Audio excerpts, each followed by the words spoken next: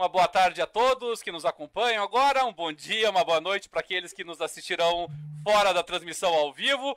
Está entrando no ar mais uma edição dos Diálogos da Magistratura e da Advocacia, hoje com um leve atraso porque o Facebook resolveu dar um susto em todo mundo, não estava funcionando a versão do Facebook no desktop, nós já estávamos meio nervosos aqui, então desde já registramos aí as nossas desculpas pelo atraso, mas não tem problema porque quem sabe faz ao vivo e todos nós já estamos calejados agora nas transmissões ao vivo desses nossos programas. E antes de abrir a nossa palavra aos convidados de hoje, eu passo uma vez mais a palavra ao meu querido Dr. Alberto Augusto de Poli, que junto com a Matra e a Associação dos Advogados do Trabalho do Paraná, realiza em parceria esse evento de diálogos e reunindo a magistratura e a advocacia, e hoje com um tema delicado, que é a questão da decisão parcial de mérito. Dr. Alberto.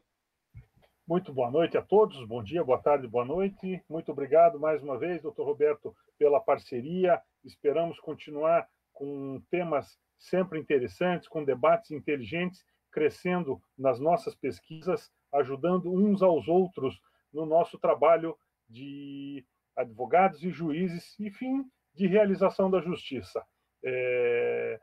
Essa é a segunda de uma série de lives, já temos outros temas programados, o doutor Roberto, ao final, passará o convite, passará os temas, e agradeço mais uma vez a parceria e desejo sucesso a todos os participantes. Obrigado. Nós que agradecemos, à medida que o pessoal vai retomando o acesso ao Facebook, porque já me alertaram aqui, muita gente estava querendo nos acompanhar, não estava conseguindo, então a gente está espalhando a notícia de que o Facebook está retornando. E hoje, como anunciado, nós temos um tema processual, que é a questão da decisão parcial de mérito. Não chega a ser uma grande novidade no direito brasileiro como um todo, porque ele já surge com o novo CPC, e defensavelmente dá para dizer que já era possível anteriormente, mas a disciplina surge com o novo CPC. Mas o processo do trabalho começa com uma certa resistência, depois acaba mais recentemente acolhendo com disciplina específica até da sua adequação. Esse vai ser a grande temática de hoje.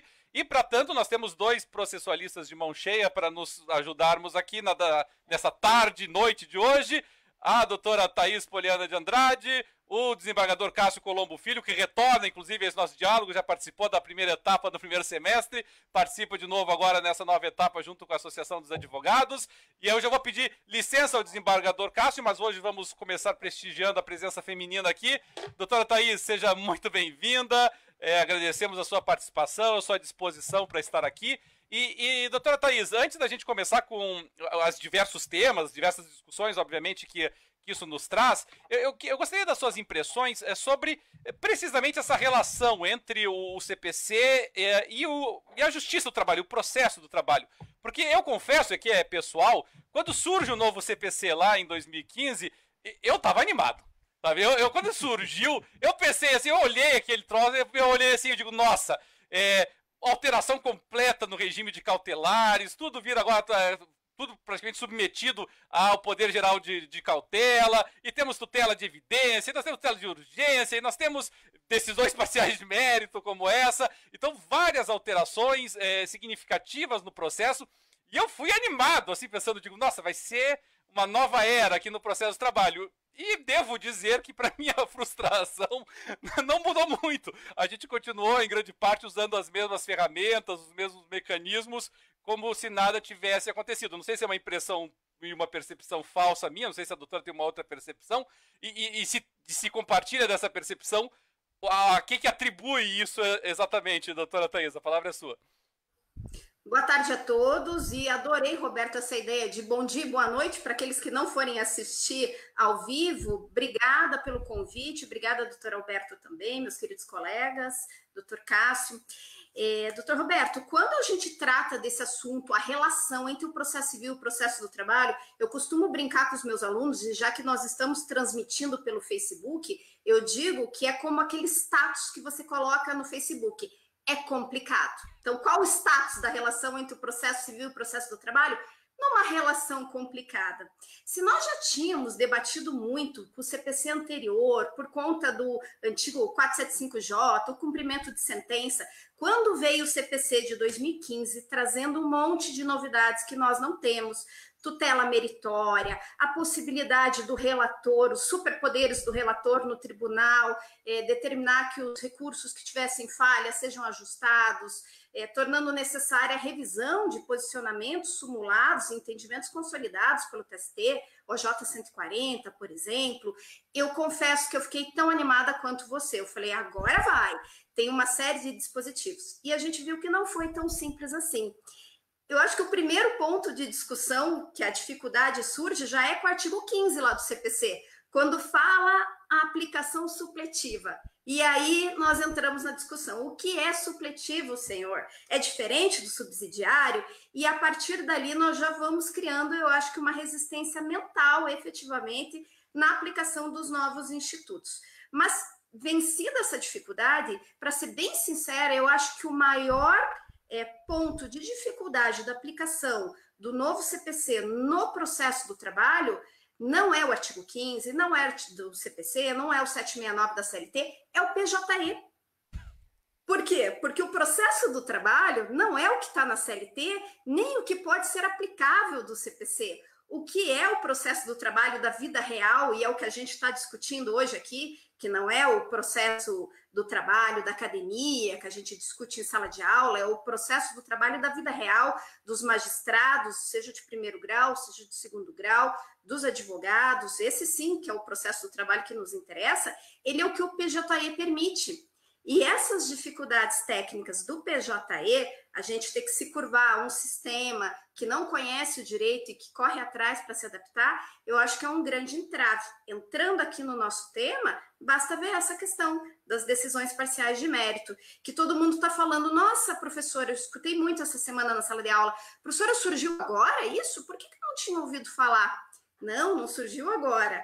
A instrução normativa de 2016 do TST já permitia. É que a gente tinha uma série de entraves operacionais de como fazer. Até depois posso contar casos para vocês, em casos que a gente acompanhou enquanto advogada, as fórmulas criativas que os juízes de primeiro grau adotaram para conseguir proferir essas decisões parciais e o tribunal poder conhecer desses recursos, e agora, finalmente, a gente tem um reconhecimento do PJE. Então, se eu tivesse que te responder de forma bem objetiva, eu acho que a maior dificuldade da aplicação do que tem de novo no processo civil ou processo do trabalho é o sistema, acho que é o PJE. Mas você tem sentido, assim, fora, sem fugir da nossa temática hoje, antes de passar a palavra para o desembargador Cássio, mas você tem sentido, assim, uma predisposição para a utilização dos outros ferramentais que surgiram com o novo CPC? Tem sentido que ainda há uma certa resistência? Como tem sido a percepção como advogada, né? Porque a minha percepção é como magistrado, é como advogada dessa questão. Eu tenho a impressão que os advogados estão gostando de brincar com o CPC. Por que eu digo isso? Porque tem vários dispositivos que são extremamente úteis na rotina da advocacia e na defesa do jurisdicionado. Começou com a carta convite, imagino, que caiu no gosto. Ela é muito mais simples do que você ter que intimar, arrolar uma testemunha. Então, acho que ali já foi um ponto que a gente começou a utilizar o uso supletivo ali do CPC, né? A possibilidade do relator poder ajustar o recurso, isso era um drama para os advogados. Às vezes, a guia possuía um erro material, um número invertido, e era o suficiente para que o tribunal não conhecesse um centavo recolhido a menos, né? E era um posicionamento cristalizado do TST. Então, eu acho que sim, estamos vencendo barreiras, e tenho a impressão que nesse período aí de pandemia, nós estamos utilizando ainda mais o CPC. Prova disso é a fixação do prazo de 15 dias para contestação. Prova disso é pedir aos advogados que especifiquem as provas que pretendem produzir com um despacho saneador. Eu sei que tem muita polêmica ainda sobre a aplicação disso, compreendo perfeitamente do ponto de vista processual os argumentos que são trazidos de forma contrária a esse uso do CPC, mas temos que convir que, às vezes, a realidade se impõe aos aspectos formais ou puramente processuais, e me parece que nós temos vencido barreiras e derrubado tabus, e de uma forma um pouco mais acelerada agora, por conta da pandemia. Muito bem. Desembargador Cássio, a doutora Thais aqui já abordou essa questão preliminar aqui da aplicação do CPC e da sua absorção no processo de trabalho, mas realmente a nossa temática hoje é a questão da decisão parcial de mérito, especificamente falando na sua adoção dentro do processo do trabalho, e aqui é que eu gostaria de, pelo menos, termos a primeira introdução, antes que a gente possa começar o nosso tradicional tete-a-tete, nosso tradicional ping-pong de questões aqui, relativas à problemática prática, e aí o que o desembargador pode nos dizer aí a respeito da decisão parcial de mérito, para que a gente possa começar a nossa problematização. Seja muito bem-vindo e obrigado pela disposição, hein? Obrigado, Roberto, pelo convite, minha colega professora, doutora Thais, né, doutor Alberto também, grande parceiro, né, com a Associação dos Advogados Trabalhistas, parceiro do Judiciário, e realmente é um desafio, é um prazer. Eu vou direto ao assunto, porque nós temos muita coisa para falar. Vejam, a decisão parcial de mérito no processo de trabalho, o que eu coloco é se é remédio ou é veneno. Eu quero lembrar que remédio e veneno, normalmente, tá, eles têm a mesma fórmula, o que diferencia é a dose. Tá? É simplesmente a dose. Né? E por isso que, às vezes, a gente pode usar mal um instituto ou não. Né? Bem, a decisão, esse é um instituto, a doutora Thais fez umas menções bastante importantes, com relação à utilização, inclusive, subsidiária do CPC, e eu particularmente, tenho isso, assim, até posso dizer mais ou menos bem resolvido. Subsidiário é aumento, tá? Supletivo é complemento. Tá? Então, veja, o subsidiário você usa nas lacunas normativas, e o supletivo você usa nas lacunas ontológicas ou axiológicas. Pois bem, veja, essa é uma lacuna no direito processual do trabalho, a questão da decisão parcial de mérito. E o processo civil, ele trouxe essa grande novidade, porque até que eu me lembre, inclusive, antes do CPC 2015, o STJ não admitia esse desdobramento, esse desmembramento. Né? O objetivo disso é muito claro, né? É a busca de efetividade no processo. Então, esse binômio eficiência mais celeridade, o CPC veio repleto de fórmulas destinadas a isso. Né? Como eu disse, o CPC de 73 ele não admitia decisão parcial. Se precisava de alguma coisa rápida, de alguma tutela rápida, né, aonde se ia? Se ia no artigo 273, parágrafo 6º, com a antecipação de tutela. Né? E assim se resolviam rapidamente aquelas questões que poderiam, inclusive, ter uma velocidade maior que as outras no processo.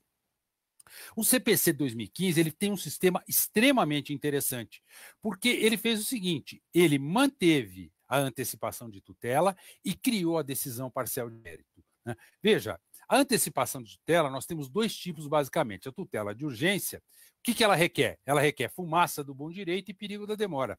E temos a tutela da evidência, que aí já é mais que a fumaça, é uma constatação do bom direito, e aí não precisa de urgência. Né? Quer dizer, aquilo está, é o famoso já ganhei, está escancarado ali o direito da parte. Então, aí pode ser usada a tutela de evidência. As características da antecipação de tutela, basicamente, elas são baseadas em cognição sumária, dispensam o contraditório prévio, tá? E não fazem coisa julgada. Então, veja, não há necessidade de você ouvir a parte contrária, o juiz poderia, então pode agir, inclusive, sem audiência da parte contrária.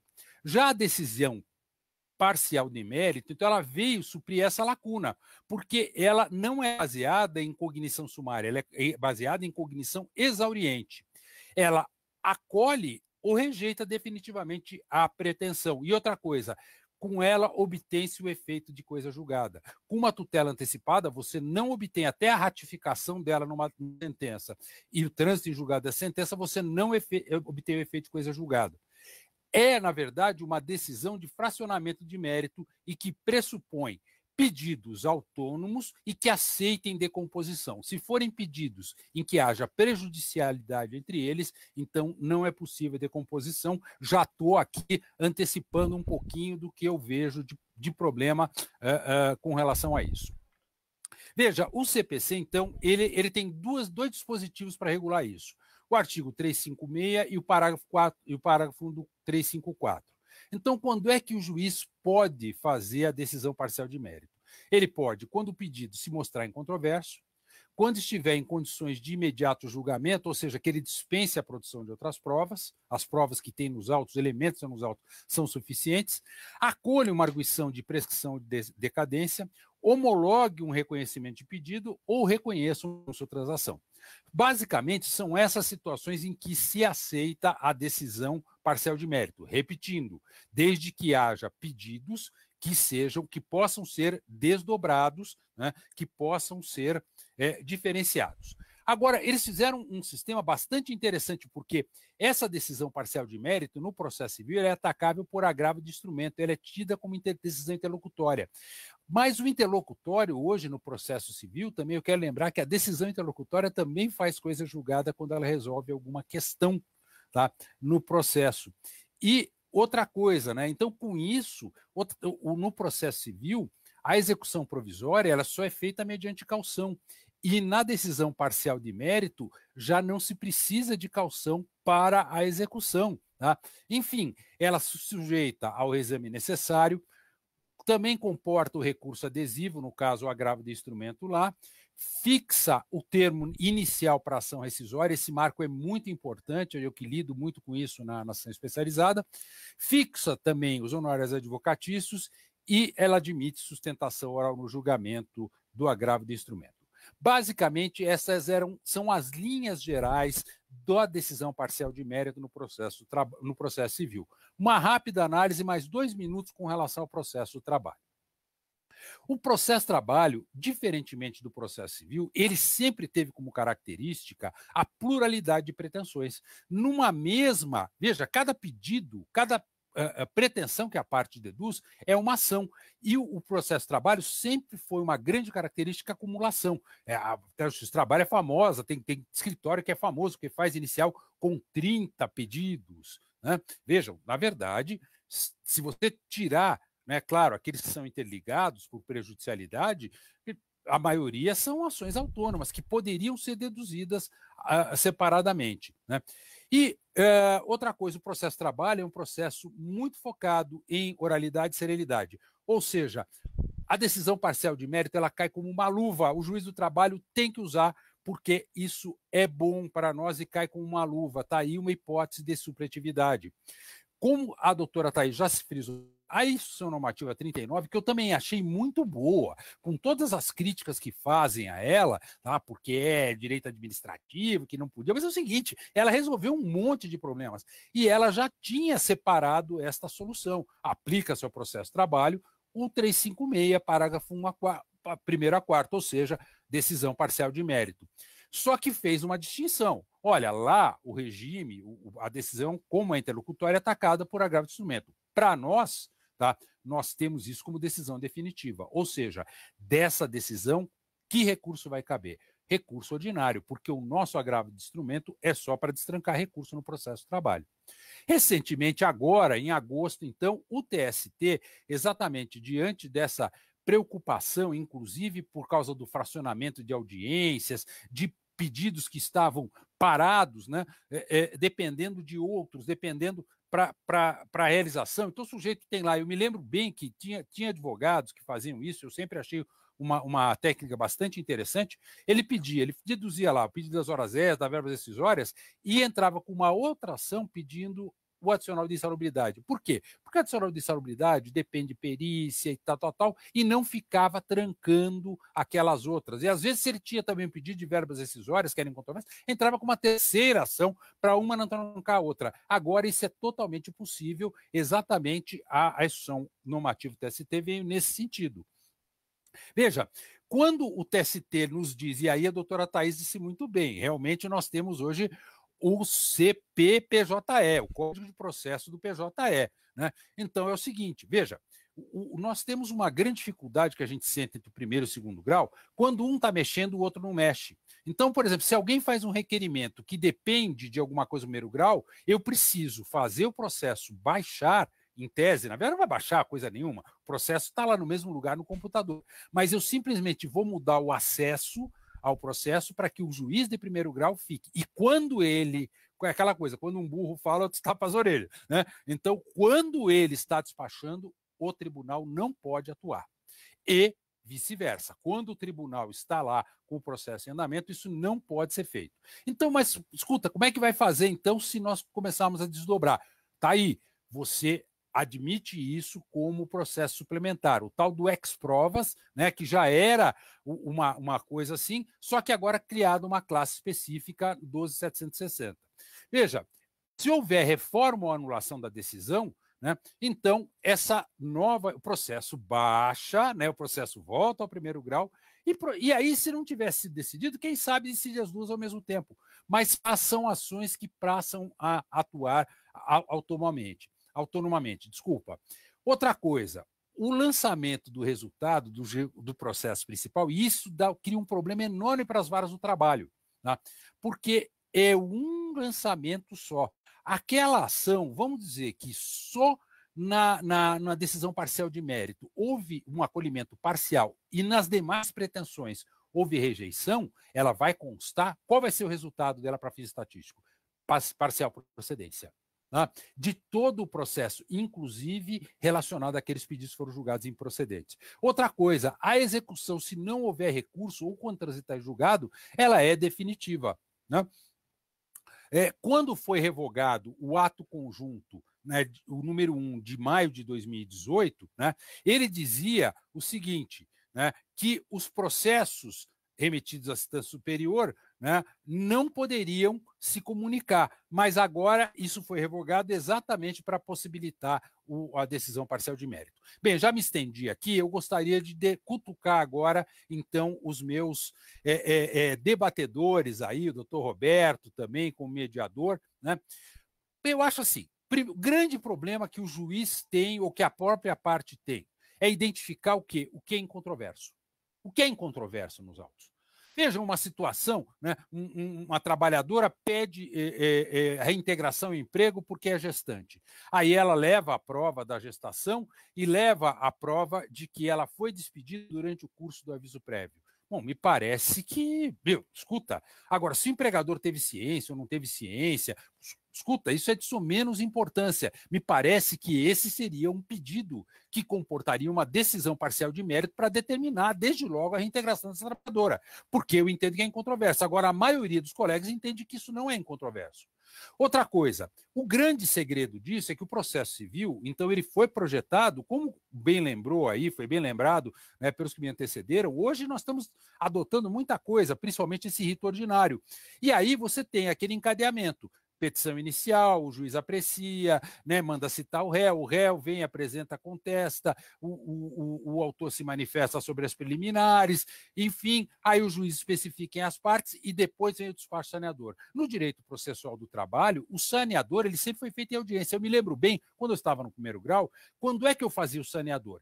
Antes de começar a audiência de instrução, eu me lembro até do texto que eu tinha macro. Com base no artigo 451 do CPC, fixam-se como controvertidos para a produção de prova e audiência os seguintes pontos. Então, ali eu já combinava ali, ó, gente, vamos lá, escuta, o que nós vamos provar aqui? A hora extra, mas tem autorização de desconto. Ah, doutor, mas o senhor não impugnou a autorização, não vou deixar produzir prova sobre isso. Ah, então vai ficar só hora extra.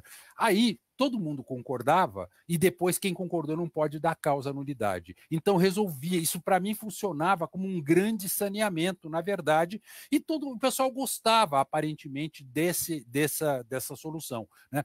Mas esse é o momento. O saneamento, ele não é bem desenhado como é no processo civil, ele ocorre normalmente entre o término da fase de estabilização da lide e o início da instrução processual.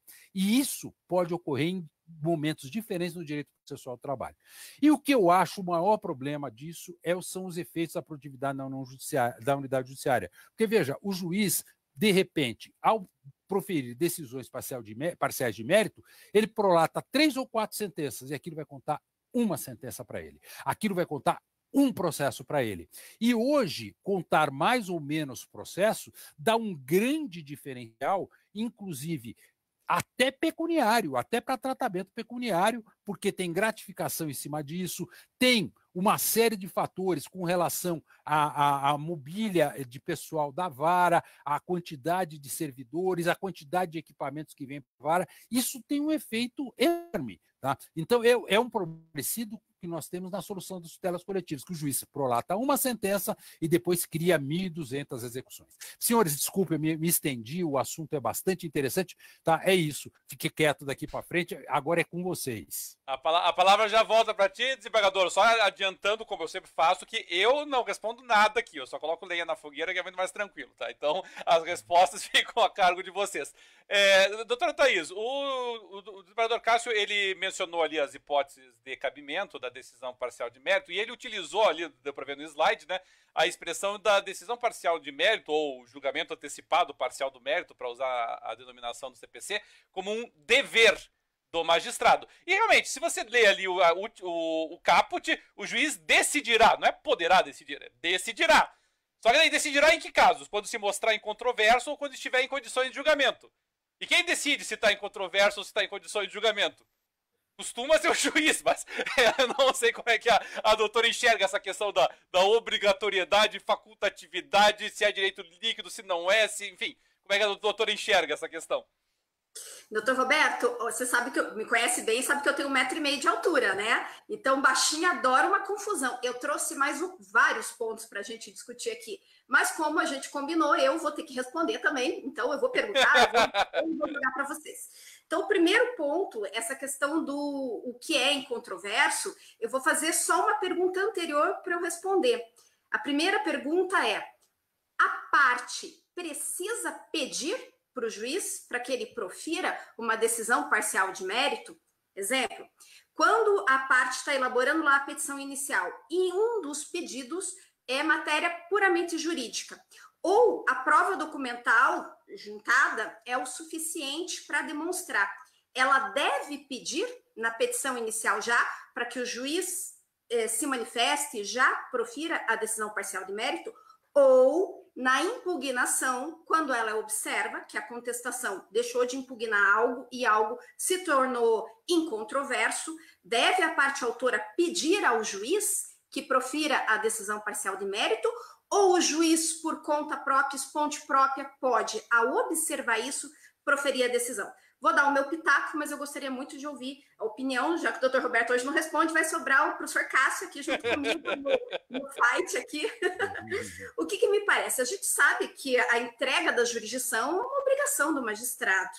Então, em tese, você não precisaria pedir para que ele julgue o teu caso, e se o teu caso comporta o julgamento antecipado, parcial, me parece que seria uma obrigação do juiz, até por conta da redação. Tanto o CPC, lá no 356, quanto agora o ato conjunto, ele deixa muito claro, o juiz decidirá, usa no imperativo, dá uma impressão de que haveria, uma vez atendidos os requisitos, uma vez, né, na subsunção do fato ar norma, o juiz deveria proferir. Mas, deixando de lado um pouquinho esse aspecto técnico, processual, vamos pensar no caso concreto. No caso concreto, a gente sabe que os juízes estão apinhados de processo. E, muitas vezes, eles vão ter contato com os teus pedidos na audiência de instrução, como o doutor Cássio bem lembrou, ali na hora de sanear na própria audiência. Então, se você não sinalizar na sua petição inicial, eu não estou dizendo que o juiz não pode proferir a decisão, eu estou dizendo que pode ser difícil para que ele enxergue que aquilo merece uma análise, um saneamento do processo, justamente pelo fato da gente não ter um despacho saneador como o CPC tem. Então, me parece que você não precisaria pedir, o juiz poderia proferir, mas se você puder mostrar para o juiz, apontar, ligar, despachar, telefonar, mandar e-mail, melhor ainda, você tem mais chance de que o seu pedido fique ali explícito. E esse ponto de ser ou não ser uma obrigação do magistrado, para nós que representamos os jurisdicionados, faz uma diferença muito grande, porque se a gente for, vamos recapitular aquela súmula 418 que mudou em 2017 e que, fazendo uma analogia lá da antecipação de tutela, que dizia que conceder ou não conceder liminar e antecipação de tutela era uma faculdade do juiz. Usava a mesma súmula, colocava homologar acordo e antecipar tutela, conceder liminar como uma faculdade. E essa súmula foi alterada, né, pelo TST, lá em 2017, se não me falha a memória, e ficou apenas a parte de homologar acordo, porque o próprio TST já vinha entendendo que se tivessem satisfeitos os requisitos, é um direito da parte ter. Por que eu estou lembrando disso agora? Porque se a gente partir da premissa de que proferir a decisão parcial de mérito é um dever do juiz, quando o caso concreto assim se enquadrar nos moldes do 356, e ele não o fizer, as partes certamente vão manejar um mandado de segurança. Então, o processo vai acabar tendo aí mais apêndices, me parece. Mas queria muito ouvir aí a opinião do outro lado do balcão, né, doutor Cássio? O que o judiciário vai achar dessa posição? Desculpe. Desculpa, eu ia só talvez facilitar um pouco, desembargador Cássio, porque eu não respondo nada, mas assim, particularmente eu nunca peguei um caso em que as partes tenham requerido o julgamento antecipado parcial da lide. Todos os julgamentos, e eu proferi vários, todos os julgamentos antecipados parciais que eu fiz foi de ofício, não foi a requerimento das partes, porque ninguém jamais requeriu. Inclusive já aconteceu de eu proferir um julgamento parcial e ambos os lados protestarem. Eu tentei explicar que não era caso de protesto, era de recurso, mas enfim, mas protestaram por cautela, né? Na dúvida, protesta. Então já aconteceu isso. Mas, Cássio, além da pergunta da Thaís, que eu tô achando que ela deu uma escapada, né? Assim, vou jogar a batata quente pro Cássio primeiro, depois volta pra mim aqui.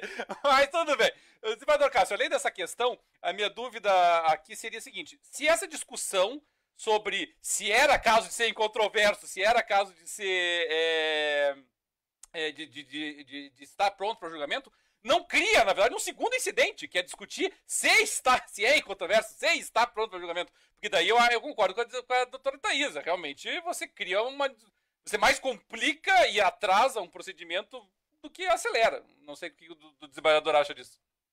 Bom, em primeiro lugar, assim, por partes, né?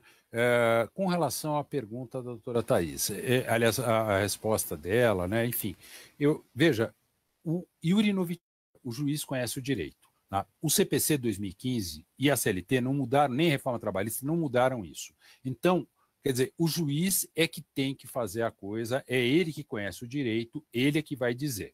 O que me parece é que o juiz possa ser exatamente porque esse momento é muito fugidio, tá? Esse momento de saneamento é um momento muito rápido, né? O juiz pode ser lembrado pela parte. Eu acho que ele, né? Ele pode ser lembrado. Eu acho que é de bom grado, né? Não é aquela coisa, né? Até fazer o juiz ter ideia vai ser melhor ainda. Provavelmente uma chance de sucesso muito maior para o advogado, tá? Que for um advogado experiente e saiba conduzir isso numa audiência. Porque também você chegar para um sujeito que é técnico, é expert em processo, né? E você dá aula para ele, não é, sabe assim, estrategicamente não é uma coisa muito simpática de se fazer, por mais que a seja errada, né? Acho que chamar atenção, né? Você parece que está meio chamando a atenção. Não deve fazer de jeito nenhum. Isso não deve fazer, não é com o juiz, é com ninguém, com o colega com a parte contrária, é de educação, né? De polidez, de como você trata as coisas. Então é isso. Me parece o seguinte, que o juiz, ele tem, né? É ele que sabe o momento. Em segundo lugar, é dever. Os colegas, não é nem obrigação, desculpe, doutora Thaís, não é obrigação. Diferença, né? Na obrigação, você pode gerar um efeito ou não. No dever, não, tem sanção. Tá? O juiz que descumprir isso, né? Então ele sujeita-se à sanção. Não vou nem entrar nesse mérito aí para nem ficar dando ideia. Tá? Mas me parece que seja dever. Quando a lei diz decidirá, sim, escuta, ele constatou o preenchimento dos requisitos. O pedido mostrou-se incontroverso. Ou, né, aquelas outras situações que foram elencadas, o juiz tem que decidir, ele tem que parar, separar a questão e decidir. Tá? Então, me parece que essa seja a melhor orientação com relação a isso. E que mais que eu fiquei te devendo, Roberto, com relação à tua pergunta? É exatamente o fato de se criar uma discussão incidental a respeito de se é incontroverso ou não. Sim, ou se está pronto para julgamento ou não. Porque me parece, desembargador, que assim, a prontidão para julgamento de algo é uma questão muito delicada. Né? Porque uma coisa é você dizer que o juiz está obrigado a proferir a sentença no momento em que ele declara encerrada a instrução processual e você tem o encerramento, que ali acabou. Todas as atividades preparatórias destinadas à formação da convicção do magistrado estão encerradas. Ali é fácil. Agora, você chegar para o juiz no meio do processo e dizer para ele, olha, isso aqui já está em condição de julgamento. O juiz vai dizer, tá, mas eu acho que não. E aí, vou obrigar ele a proferir uma decisão quando ele acha que não existem elementos suficientes ainda para a formação da sua convicção, né? É essa questão que me preocupa. Dizer que uma questão está em controvérsia, tudo bem, você já está antecipando uma decisão. Não, isso aqui está em controvérsia, não admite mais prova e a julgue. Agora, no outro caso, você está dizendo, olha, não produza mais prova porque já está pronto para julgamento, mesmo até que o juiz estivesse interessado em produzir mais provas. Essa que é a minha preocupação nesse item. Tá, realmente a preocupação é legítima, tá? E aí isso vai ficar realmente para ser resolvido na prática e muito mais pelo bom senso dos colegas, né? Pelo o elevado critério, né, do juiz para a resolução dessas questões. Isso também vai entrar um pouco, né, tem um pouquinho aí de discricionariedade do juiz na consideração do direito que ele considera, desde que ele justifique, olha, eu entendo que não está em controvérsia por causa disso, pronto, resolveu o problema. Tá? E dessa decisão não cabe nada, não cabe nada. Mandado de segurança dificilmente vai ter êxito, porque nós temos o entendimento também na sessão especializada no seguinte sentido, quando a decisão do juiz, veja, mandado de segurança não é grave de instrumento, tá? Quando a decisão do juiz de primeiro grau é razoável, mesmo que eu não concorde, o doutor Roberto não deu uma reintegração que era o caso de dar. Bom, mas é o seguinte, ele inventou, ele escreveu, tá? Ele disse por que ele chegou a... Pronto, eu não posso alterar aquilo. Tá? Eu poderei, eventualmente, analisando um recurso ordinário, aí na segunda turma, não na especializada, na segunda turma, analisando um recurso ordinário, eu poderia alterar. Mas, se não, não de jeito nenhum. Tá? Me parece que isso seria, inclusive, invasão aí da própria esfera de atuação do juiz. E doutora Thaís, no que diz respeito à perspectiva da advocacia, eu consigo visualizar, obviamente, uma situação tranquila em que ambos os lados entendem que a hipótese é de decisão parcial de mérito. Acontece, pode acontecer. Para mim ainda é cerebrino, porque nunca aconteceu na prática, mas pode acontecer. Mas o mais tradicional, pelo menos que eu consigo visualizar, é que uma das partes possa ter interesse numa decisão parcial de mérito e a outra parte não. E aqui vale tanto para o autor quanto para o réu. O autor pode ter interesse num acolhimento imediato, vamos pôr aí verbas rescisórias, que ele entenda que está em controvérsia e já queira execução imediata. E o réu, por exemplo, queira que haja um julgamento de uma prescrição, de uma decadência que tenha sido invocada e ele elimine todo o esforço econômico, inclusive, de produção probatória no processo. Aí vamos supor que o juiz entenda que não é o caso, seja para que lado for. De acordo com a tese de que seria um dever, então realmente a parte tem o direito de exigir a prestação. Se vai ser mandado de segurança, se vai ser uma correção parcial, se vai ser até um recurso ordinário mesmo, exigindo a decisão, isso a meu ver, aqui é secundário. Mas minha dúvida não vai criar daí uma discussão incidental entre um direito de uma parte que fatalmente vai estar relacionado ao contraditório e à ampla defesa, porque vai ser essa a invocação de quem resistir, né, de que ela tem direito à cognição exauriente, e aí, novamente, isso não depõe conta, não derrota o princípio que é o da celeridade, quer dizer, você cria um incidente que acaba atrasando o processo inteiro. Eu não sei como é que a doutora visualiza isso. Sem dúvida, doutor Roberto. Por isso que eu comentei no início lá da minha fala que eu também entendo que é um dever, se saiu a palavra obrigação, mas é um dever do juiz pela forma que consta do texto e faz sentido.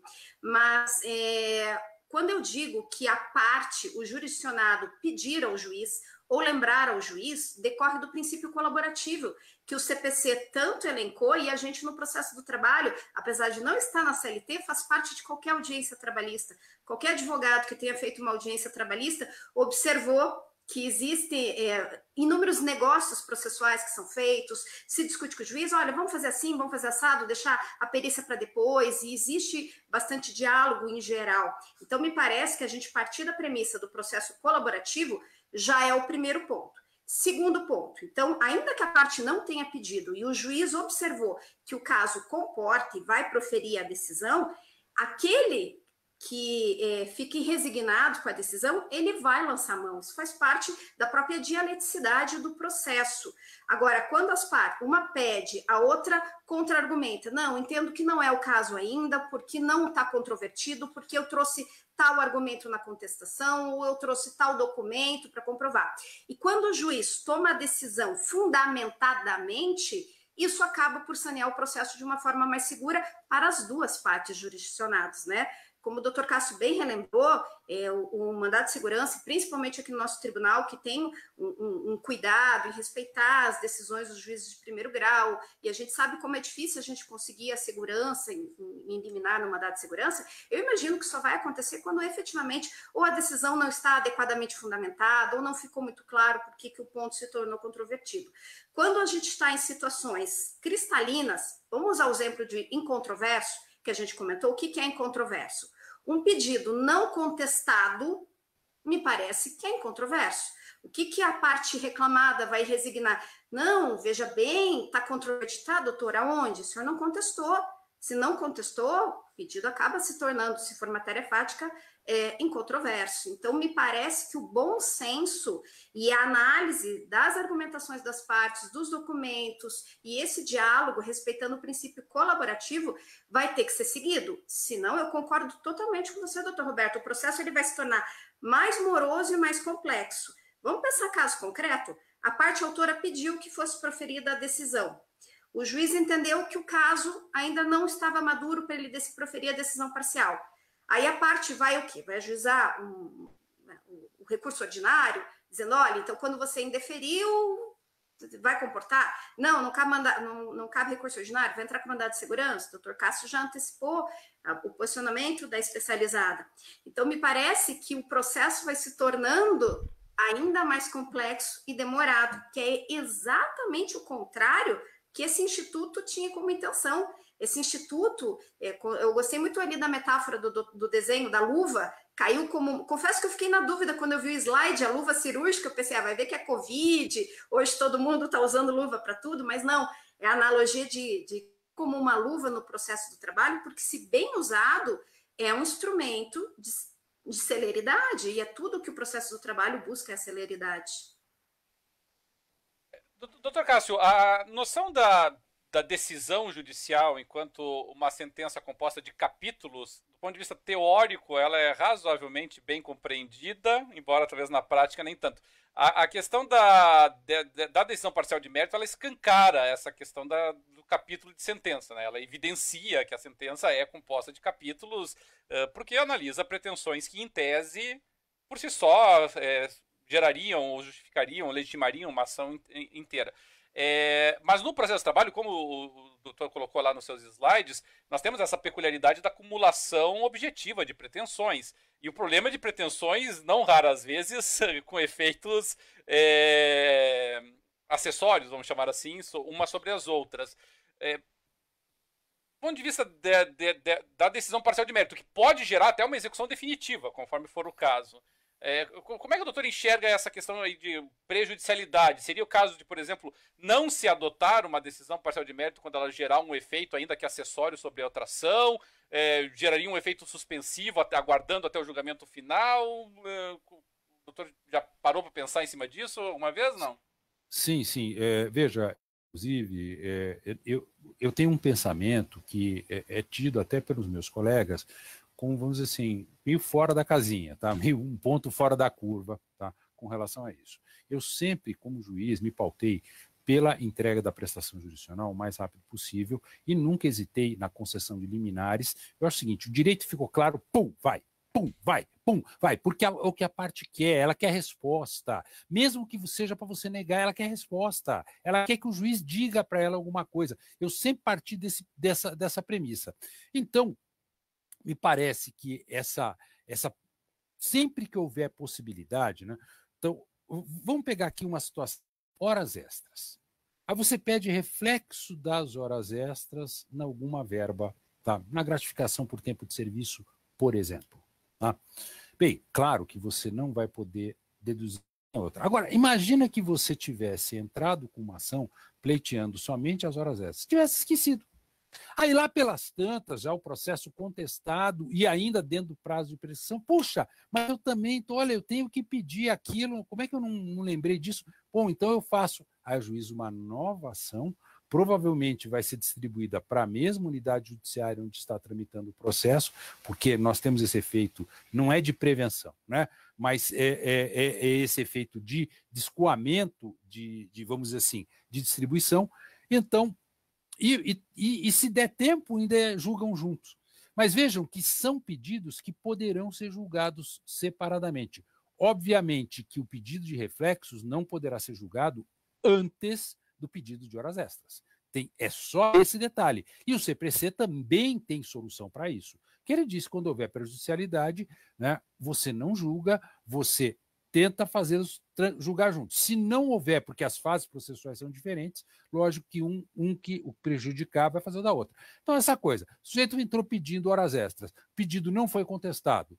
Escuta, decisão parcial de mérito, defere as horas extras. Ah, mas tem o reflexo das horas extras na gratificação por tempo de serviço. Bom, escuta, né? Isso é outra coisa, entra com a ação, vamos ver se aí de repente ele vem e contesta, mas ele não tinha tudo isso. Bom, então aí esse pode tomar um rumo diferente, mas é claro que isso vai depender da gratificação por tempo de serviço. E ainda, só para completar, que eu gostei muito das colocações da professora Thaís, né? Mas eu acho o seguinte, a grande sacada, o mais legal do CPC de 2015, eu sou fã mesmo, tá? Eu acho que sim, ele mudou muita coisa, desculpem, eu acho que talvez eu tenho a síndrome de Poliana que a Thaís Poliana não tem, tá? Mas eu acho que a grande sacada foi o contraditório substancial. Você veja, então isso também responde à questão de a parte pode dar a dica para o juiz. Como é que funcionava antes do CPC 2015? O juiz decidia e a parte se insurgia, ou mediante recurso ou mediante protesto.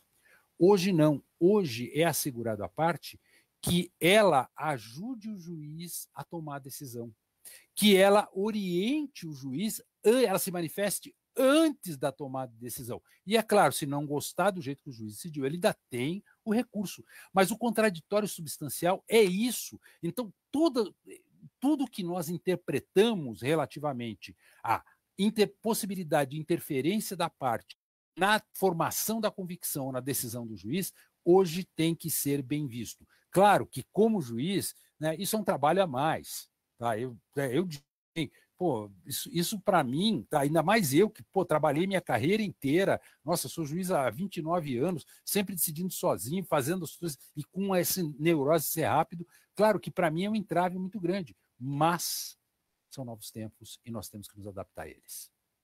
É muito legal o contraditório substancial.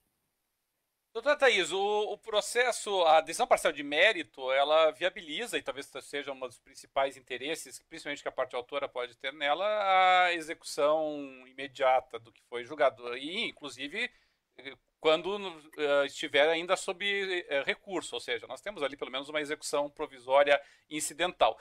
O que acontece com isso, obviamente, é a tendência natural de que você tenha duas fases caminhando ao mesmo tempo, né? Um processo que tem várias pretensões ainda em sede de conhecimento e outro que está em sede de execução. E correndo o risco de que um tenha liquidação, o outro não tenha liquidação, a decisão já seja líquida, outro não seja, e podendo potencialmente, inclusive, gerar até recursos bem diferentes entre si. Um recurso ordinário, por exemplo, de uma eventual sentença e um agravo de petição da execução da decisão parcial de mérito. Como é que a doutora enxerga essas dificuldades, ou pelo menos essa idiosincrasia que a decisão parcial de mérito traz para nós? Eu acho que o gráfico, nós temos que pensar isso como se fosse um gráfico.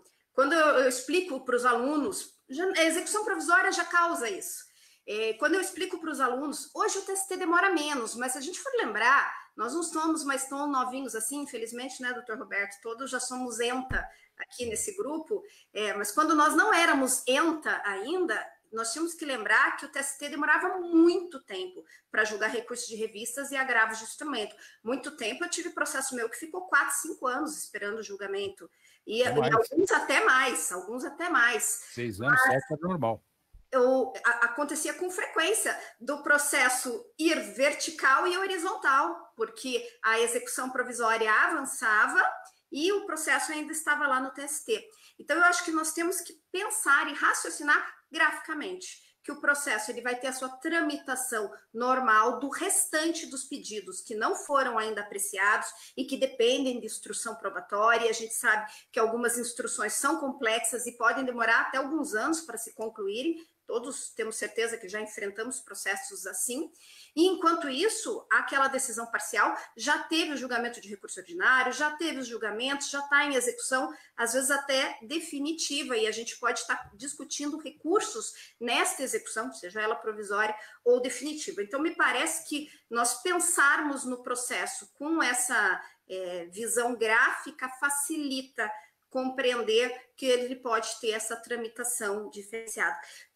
Lembra que a gente comentou no início que o processo do trabalho tinha um desafio do PJE?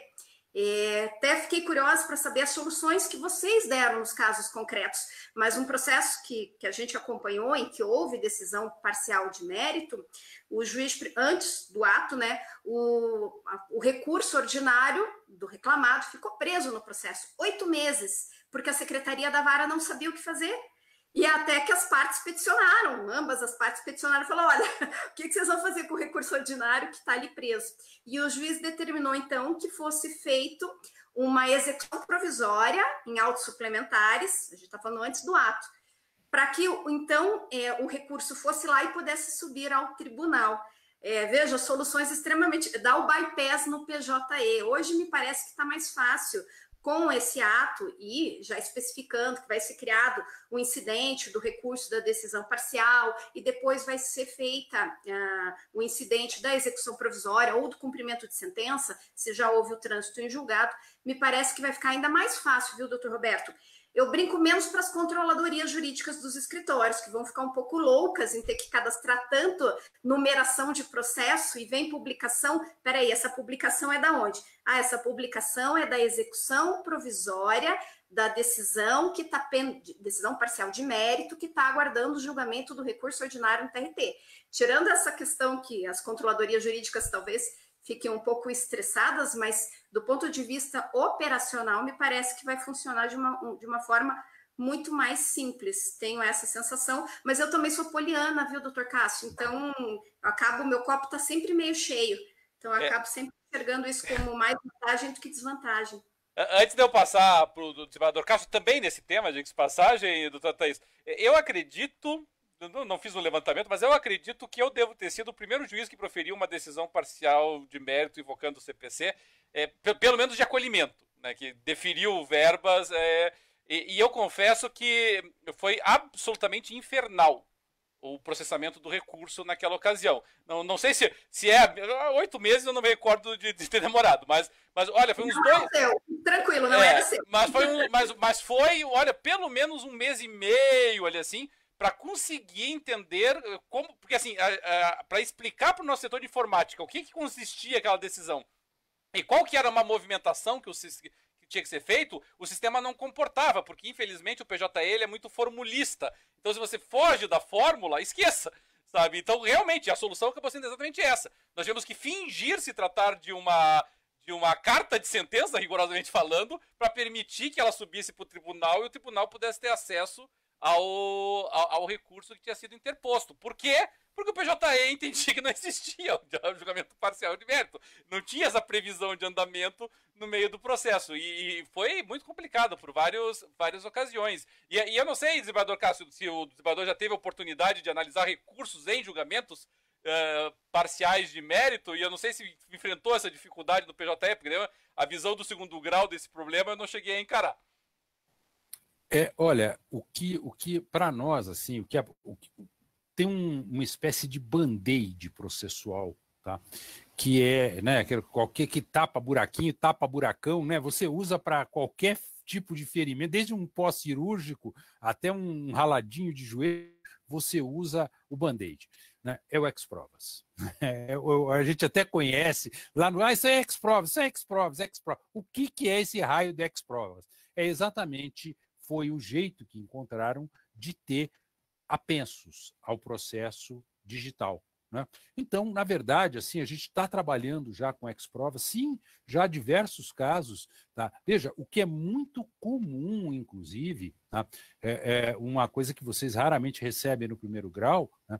São os pedidos agora, tá? Parece que a turma acordou com relação a isso, de efeito suspensivo ou no recurso ordinário ou no agravo de petição. Então, a parte propõe né, interpõe o seu recurso e resignada contra a decisão do juiz e imediatamente já entra com a cautelar no tribunal, tá, já dirigida, tá, e aí isso vai prevenir, inclusive, pedindo uma liminar para ter efeito suspensivo. Tá?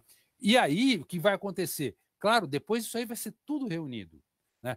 E como é que é o jeito que a gente tem de reunir? Bom, então aí é o seguinte, você vai ter que autuar o recurso como ex-provas. A gente vira e mexe, tem que fazer umas, sabe, umas enjambrações assim, tá, lá para poder tramitar. Porque antigamente eram os apensos do processo. Você tinha lá a impugnação valor da causa, né? Você tinha um agravo de instrumento, você tinha um negócio junto ali, né? Você tinha um monte de coisa. E que isso a gente também tem que, como disse, gostei muito também da...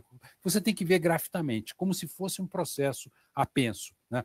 Então, me parece que o maior problema, e o TST correu, olha, isso aqui é o seguinte, a classe 12.760, ponto. Tá?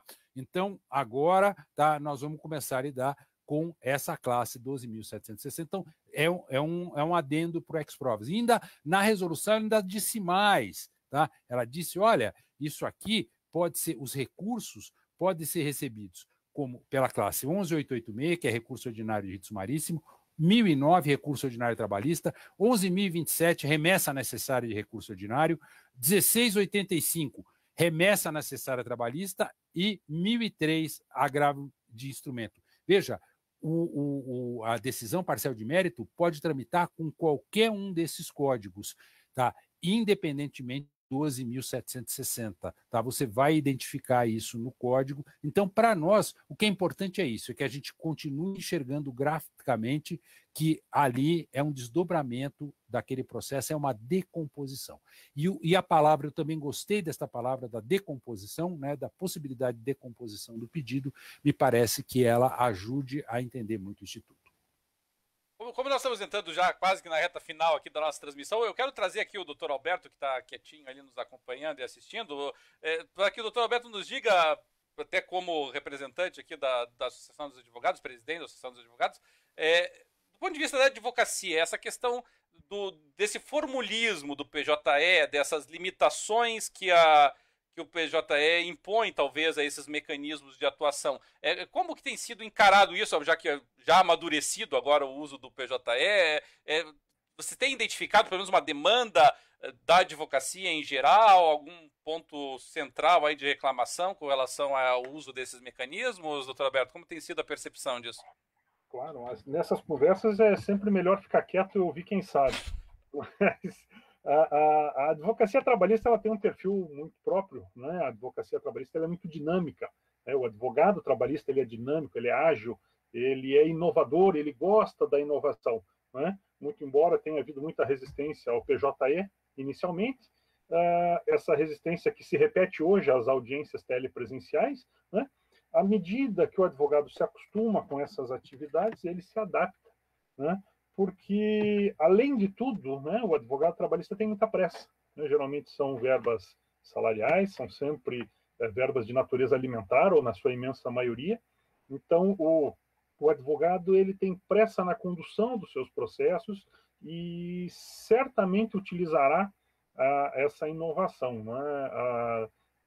Não utilizava antes, tenho certeza, pelas dificuldades do PJE, como acontece, por exemplo, com a carta de sentença normal. Antigamente, não sei, a percepção que nós temos é que se utilizava muito mais a carta de sentença, ainda que fazendo xerox, né, dos autos principais.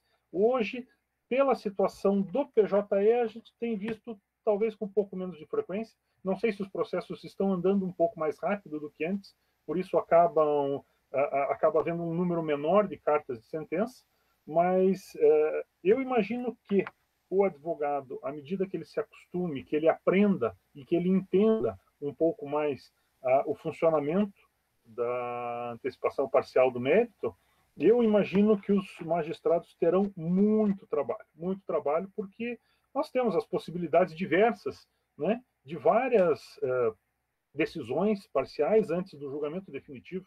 Né? Você vai ter o processo que um dado pedido fique incontroverso logo após a defesa, por falta de contestação, por reconhecimento. Outro que fique incontroverso após a audiência de instrução, por uma confissão, por alguma coisa do gênero, outro que fica incontroverso após uma perícia não impugnada. Então, há uma preocupação que cabe também aos advogados do aumento, né, desse volume de trabalho aos juízes, porque, evidentemente, imagina-se que o juiz deverá pautar essa sentença, ainda que não, talvez não intime a parte, mas deverá incluir na sua pauta regular de sentenças, e isso vai ocupar o espaço que o juiz tem para programar as suas outras decisões. Então, eu imagino que o advogado, e tenho visto isso na rotina, o advogado fará uso deste instituto com frequência, com regularidade, e imaginamos e esperamos, evidentemente, o atendimento, claro, do judiciário para a agilização, principalmente das causas em que não há mais discussão, né? Exatamente. Então, eu imagino, sim, muito uso, espero que os magistrados estejam prontos e preparados para receber essa carga extra de trabalho, não é? Porque o cidadão jurisdicionado, ele necessita da agilidade no julgamento, evidentemente, né? E o advogado certamente fará uso, tenho certeza disso. Eu vou até aproveitar essa sua observação aí, doutor Alberto, para encaminhar aqui a última questão antes das considerações finais aqui para a doutora Thaís, porque realmente, doutora Thaís, o que o doutor Alberto lhe destacou, ela é uma realidade do processo do trabalho, porque por mais que a CLT quisesse que tudo ficasse concentrado na audiência, a CLT lá na sua origem era otimista, né? Realmente você tenta conciliação, já apresenta defesa oralmente, impugnação ali na hora. Impugnação não tem nem previsão, né? Mas se fosse o caso, dava impugnação ali na hora, produzia prova, razões finais orais também audiência, sentença oral e audiência também. Era tudo ali. Mas na prática, obviamente, não é isso que nós vemos hoje em dia. E o que nós temos hoje em dia realmente é uma pulverização de atos processuais, né? Então não é raro que nós tenhamos uma audiência inicial, que nós tenhamos uma audiência de instrução, que depois da audiência de instrução, por vezes, a própria audiência de instrução fique bipartida, porque é pendente de uma carta precatória, ou até porque só deu tempo de ouvir as partes e as testemunhas ficaram para uma outra ocasião, ou não encerra a instrução porque encaminhou um ofício para uma questão específica do processo, ou porque tem uma prova pericial a ser realizada. E obviamente, aqui nós temos várias etapas em que o processo pode estar pronto para julgamento para diferentes pretensões em etapas diferentes. Então pode ser que depois do depoimento das partes, determinados pedidos já podem ser julgados.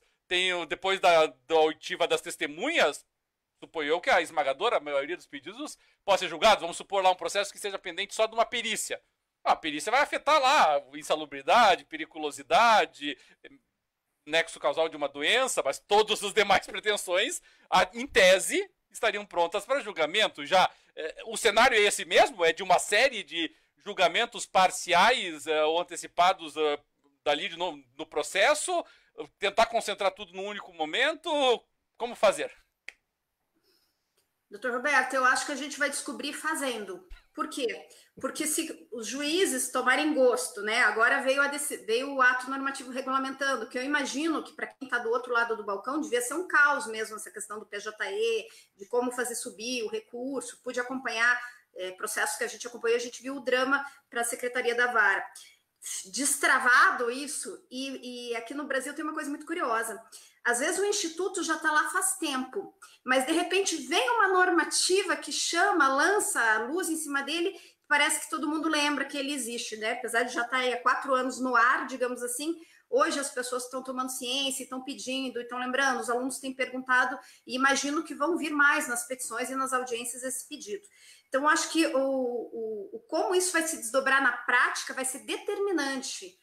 Se vão ter muitos pedidos, poucos pedidos, muitos deferimentos ou poucos deferimentos. Por que eu digo isso? Porque se o processo se tornar uma hidra, né, cheia de cabeças de cobra, então, de repente, o processo tem 3 decisões parciais, porque os pedidos foram se tornando incontroversos ao longo da tramitação do processo, com 3 recursos diferentes, às vezes com discussões, um já está na execução provisória, outro já está na execução definitiva, outro ainda nem foi o prazo do recurso. Me parece que esse instituto que veio para trazer efetividade e celeridade, como o doutor Cássio bem lembrou, vai acabar ficando como mais uma peça interessante que a gente descobriu e deixou de lado. Porque aí para o jurisdicionado era melhor esperar a sentença e que o processo tramitasse com a maior agilidade possível de forma unitária e que o recurso fosse julgado de forma única.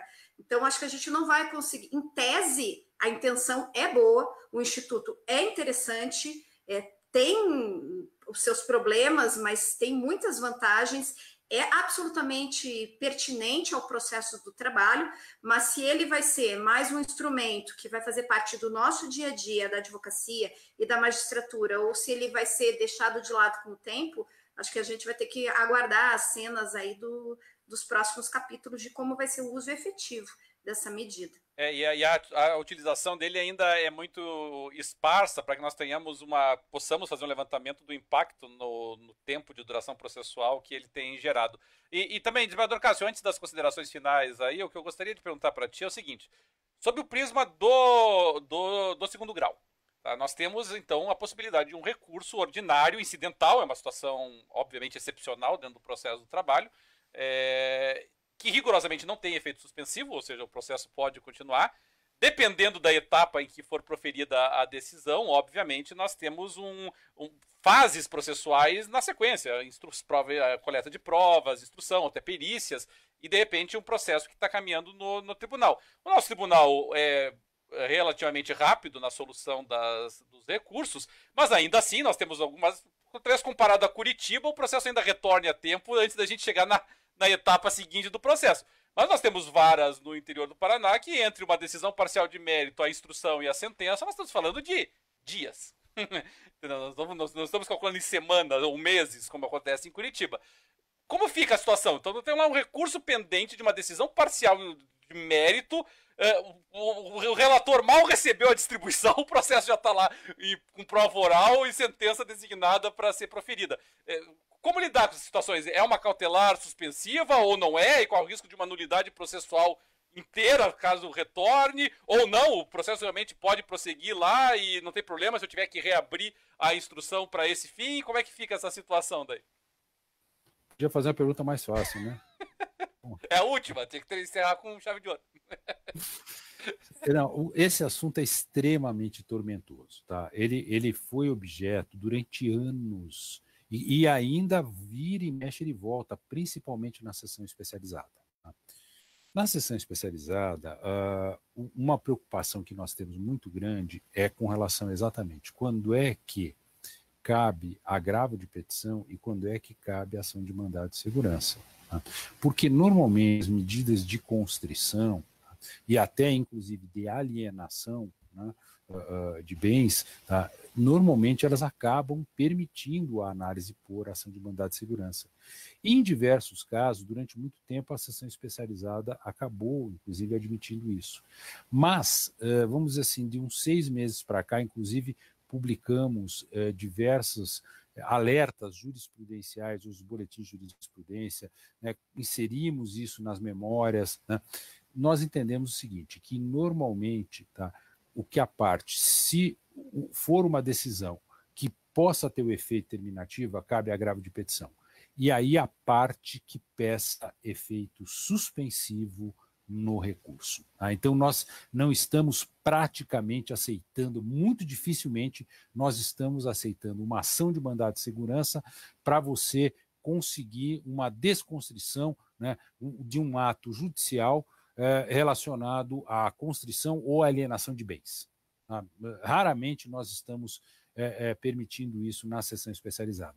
Que normalmente, bom, então, mas houve lá, o sujeito não era parte no processo, bom, então tem embargo de terceiro, mas vamos dizer que ele tivesse de algum modo envolvido, bom, então agrava de petição e entra com pedido de efeito suspensivo. E isso tem se tornado bastante frequente. Eu acho que a semana passada mesmo, eu devo ter despachado uns 2 ou 3 processos com requerimentos nesse sentido, que eram processos que raramente eram pedidos de liminar, que raramente vinham. E isso, para nós também, a gente cai no mesmo problema do primeiro grau, porque isso não conta nada em termos de estatística. Tá? E dá um trabalhão danado para você fazer, porque você tem que dar uma resposta pronta. Né?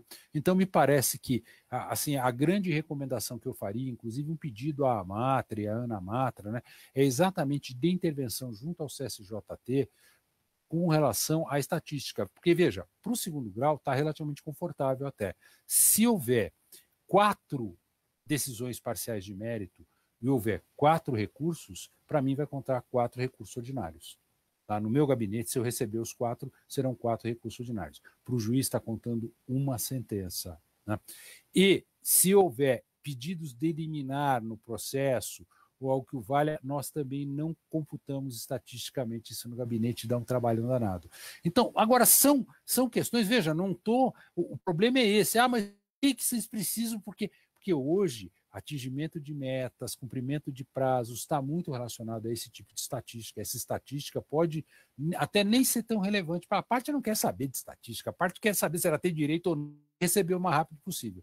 Mas, para nós, isso é muito importante, precisa ser, na minha opinião, e esse é o ponto que nós precisamos tentar burilar um pouquinho melhor. No mais, eu acho que nós realmente temos, sim, haverá alguns casos em que complicará, haverá, mas, na maioria dos casos, me parece que a solução da decisão parcial de mérito, ela é muito boa e o juiz tem realmente o dever, ele tem que lançar a mão dela. É isso. E essa questão de estatística também é importante dizer, né, desembargador Cássio, que às vezes a gente fala sobre isso e fica aquele negócio, putz, mas estatística pouco importa, o que interessa realmente é a questão, né, da decisão de fazer a prestação jurisdicional, mas é que, infelizmente, as coisas estão, ou felizmente, dependendo da análise, elas estão interligadas. A estatística afeta tudo, afeta a quantidade de servidores disponíveis, afeta a quantidade de juízes disponíveis, afeta a quantidade de infraestrutura que você tem disponível, afeta inclusive a existência ou não de determinadas varas em determinadas localidades. Então o efeito dele realmente é muito grande. Até o tamanho do espaço físico. Tudo, metragem, inclusive, até estratosférico o impacto que isso gera. Bom, nós já estamos aqui bem mais avançados até do que o tempo que tínhamos alocado para o nosso evento, como de costume, diga-se de passagem. Então, para nós encerrarmos, é óbvio aqui é só uma pincelada, é só uma provocação inicial a respeito do tema, né? Não pretendíamos esgotar e, obviamente, a gente sai também com muitas perguntas aqui, que à medida do tempo e de outras lives, a gente torce que possa encontrar respostas. Então eu quero só abrir a palavra aqui para as últimas considerações, beijos, abraços de todos. Doutora Thaís, uma vez mais agradecendo sua participação, suas últimas considerações aí. Obrigada. Além de agradecer vocês, eu vou deixar uma pergunta no ar que tem me atormentado, uma pergunta quase filosófica que diz respeito ao tema. Não temos como negar, a gente está quebrando o paradigma da unicidade decisória. Estamos, a partir do momento em que isso vai se tornar uma realidade, ou tem de se tornar uma realidade, o maior número, né, das decisões parciais de mérito, o que é a pergunta que me atormenta? Será que ainda faz sentido a gente olhar lá para o artigo 893, parágrafo 1º, que trata da irrecorribilidade imediata de decisão interlocutória e encarar aquilo como um dogma sagrado? Será que a gente não abriu uma brecha de uma porta de, no futuro, nós termos, sim, recorribilidade imediata de decisão interlocutória e, com isso, tantas questões que acabam virando mandado de segurança, correções parciais e que, às vezes, acabam até complicando mais do que se fosse permitir a interposição do recurso de imediato daquela decisão interlocutória? Será que seria o caso? Não é para a gente responder, é só para a gente pensar, porque eu confesso que, desde que comecei a estudar mais o tema da decisão parcial de mérito, esse fantasma fica soprando no meu ouvido, hein? Faz sentido ainda a gente ter o artigo 893? Mas, deixando de lado essa questão aí perturbando, para fechar o nosso assunto, eu acho que vai ter que valer o bom senso, viu, doutor Cássio, doutor Roberto, doutor Alberto, e o sucesso ou não sucesso dessa medida vai depender de como os jurisdicionados, representados pelos seus advogados, manejarem a medida e como o judiciário se mostrar permeável a essa medida. Então, a princípio tem tudo para dar certo, mas depende de como a gente for utilizar, tá? Então, um abraço a todos que estiverem assistindo. Se cuidem, quem puder, fique em casa. Obrigado novamente, doutor Thaís. Vereador Cássio, considerações finais? Bom, tá. Eu já te respondo, Thaís, é o seguinte. Sim, não dá para mexer. Olha, o agravo de instrumento é a geni do processo civil. Lembra aquela música, taca a pedra na geni? É a geni do processo civil. Nós não podemos nem sonhar em trazer, ainda que pareça meio ilógico, não. Irrecorribilidade imediata de decisão interlocutória é um grande princípio, deve ser mantido, deve ser conservado. Isso é um grande diferencial do direito processual do trabalho. No mais, eu queria agradecer mais uma vez a oportunidade, também dar um testemunho. Vejam, eu corrijo muita sentença, corrijo assim, né? Eu vejo muita sentença, né? Corrijo não que eu acerto, né? Mas eu vejo o trabalho de professor, né? Que nem corrige prova, esse aqui acertou, esse aqui não, aqui nós vamos reformar e tal, né? Enfim, eu tenho muito essa função. E a maioria do trabalho dos nossos colegas de primeiro grau é um trabalho exemplar. E eu tenho certeza, e falo por eles, tá? Eles não têm medo de mais serviço. Ah, não, mas agora vai dar mais trabalho. Isso, para juiz do trabalho, não é empecilho. O que é empecilho para juiz do trabalho é a insolvabilidade de processo. É você não conseguir, não, eu não consigo dar um jeito nisso, eu não consigo resolver, eu não consigo terminar com isso, eu não consigo levar a bom termo. Isso é o que assusta, é o que amedronta um juiz do trabalho, porque ele sabe que com isso ele não está prestando a jurisdição. Então, eu posso lhes dizer que se depender e aqui tenho certeza, falo pelos meus colegas, tá? Se depender de juiz trabalhar mais, de dar desdobramento, de secretaria, isso não tem problema. O problema realmente são as questões insolúveis que poderão ser criadas, e essas sim nos assustam. Muito obrigado e uma boa noite a todos. Obrigado pela audiência, obrigado pelo convite. Eu gosto muito de direito processual, acredito muito que o processo é uma boa solução. Muito obrigado. Eu não sei se foi Carnelucci, não sei se foi o Carnelucci, vou estar atribuindo aqui, que nem aquelas citações de internet, né? Mas acho que foi o Carnelucci que disse que o grande problema do processo é a insolvência. Esse é o grande desafio do processo, é isso que desafia o processo, é a falta de efetividade dele, e isso é uma eterna fonte de angústia para todos nós. Doutor Alberto, considerações finais, por favor. Obrigado. Eu quero só saudar os nossos debatedores, palestrantes, deixar beijos e abraços para todos e torcer que a nossa parceria continue firme e forte por bastante tempo. Obrigado e boa noite. Obrigado também, e eu também, em nome da Matra e da Ematra, agradeço novamente a participação, a presença de todos que nos acompanharam ao vivo, que também assistirão posteriormente aos nossos vídeos, como de costume. Desculpamos mais uma vez, o Facebook deu um susto em todos nós hoje, então por isso chegamos com um pouquinho de atraso, mas no final das contas tudo acabou bem e conseguimos realizar aqui o evento. Esperamos que todos tenham gostado, agradecemos mais uma vez pela audiência e já convidamos para a semana do dia 21, infelizmente eu ainda não tenho a data certa, mas para a semana do dia 21, trataremos de um tema que eu gostaria que essa altura do campeonato já estivesse resolvido, mas não está, e nós temos audiência pública no horizonte, temos até pessoas participando aqui deste evento envolvidas. Vamos tratar de liquidação da petição inicial, tentando antecipar os debates que estão surgindo aí no horizonte do tribunal e trazer alguma colaboração sobre o tema. Fica o convite a todos aí para a semana do dia 21, e nós vamos ficando por aqui. Um abraço.